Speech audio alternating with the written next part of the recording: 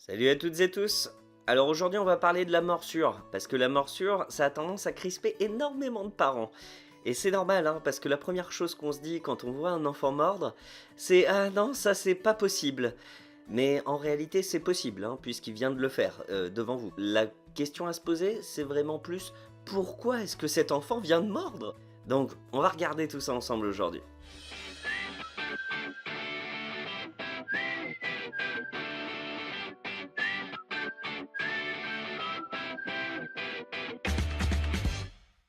Comme vous l'aurez sans doute remarqué, dans les premiers mois, l'enfant découvre beaucoup le monde qui l'entoure par la bouche. Ce phénomène, il peut être plus ou moins prononcé si l'enfant a un besoin important de succion ou s'il a des douleurs dentaires par exemple. Alors le premier motif de morsure, ça peut être parce que l'enfant vit un moment de stress important, d'angoisse ou de frustration. Il a à ce moment-là ce qu'on appelle une pulsion de morsure, tout simplement. La deuxième situation, c'est quand l'enfant s'aperçoit que l'enfant qui est assis à côté de lui est une personne à part entière, différente de lui-même. Et du coup, il va expérimenter les réactions de l'enfant à un tas de choses, et notamment, malheureusement, à la morsure. Et donc, pour comprendre qu'il a fait du mal à l'autre enfant à côté de lui, donc qu'on appellera Jonathan, eh bien, il aura besoin, justement, qu'on lui explique et qu'on l'accompagne dans cette démarche de compréhension qu'il vient de faire du mal à quelqu'un. L'enfant aura besoin pour intégrer cette expérience de la répéter à plusieurs reprises. Donc ne soyez pas étonnés que malgré votre explication, eh bien l'enfant puisse continuer parfois à mordre.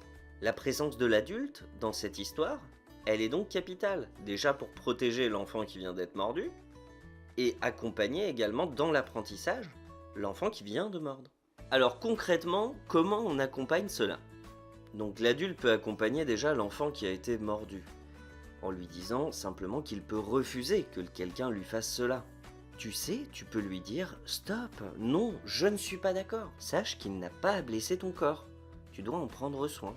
Si tu n'arrives pas à dire non, tu peux demander de l'aide autour de toi. » Il est important que l'enfant mordu développe sa propre sécurité physique et affective. Afin de se protéger, l'enfant doit développer l'expression de lui-même, son estime et sa communication. Ensuite, pour l'enfant qui a mordu, l'adulte peut l'accompagner en décrivant notamment la situation. Par exemple, je viens de voir que tu as mordu Jonathan. Il semble que ça lui a fait mal. Il pleure, regarde.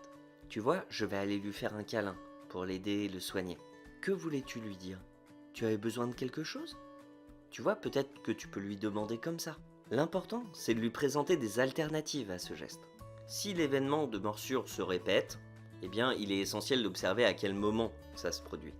Tout ça afin d'intervenir directement sur les déclencheurs. Et je vous remercie toutes et tous d'avoir regardé cette vidéo. Je vous invite à la partager un maximum si vous avez aimé parce que ça reste le meilleur moyen de nous soutenir. Et surtout, n'hésitez pas à commenter pour savoir de quel sujet vous voulez qu'on parle à l'avenir. À très vite.